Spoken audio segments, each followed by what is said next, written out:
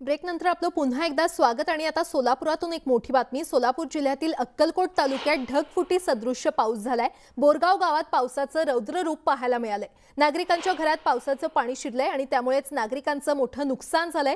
तसंच बोरगाव, घोळसगाव, किणीवाडी, काजी, कणबस, बादोले यासह इतर गावात पावसानं थैमान घातलेलं पाहायला मिळतंय।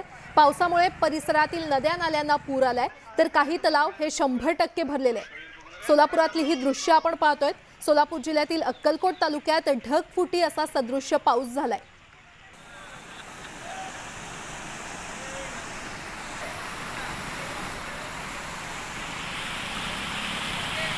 अधिक माहिती देत आहेत आमचे प्रतिनिधी प्रीतम पंडित आपल्यासोबत जोडले गेलेले आहेत। प्रीतम, सोलापुरात नक्की आता पावसाची काय स्थिती आहे?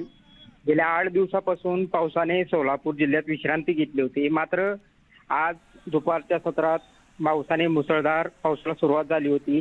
मात्र अक्कलकोट तालुक्यातील सर्वाधिक पावसाची नोंद करण्यात आली आहे। अक्कलकोट तालुक्यातील बोरगाव येथे पावसाचे रुद्र रूप पाहायला मिळाले। पावसाच्या रुद्र रूपामुळे ढग सदृश्य परिस्थिती तिथे निर्माण झाली होती।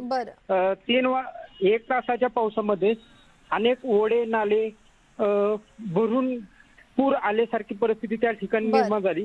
मात्र तालुक्यातील बोरगाव असेल, गळसंगी असेल, किनेवाडी असेल, काजी वस्ती असेल, प्रीतम, अधिकही माहिती तुमच्याकडून घेत राहू। तुर्तास धन्यवाद या सविस्तर माहितीसाठी।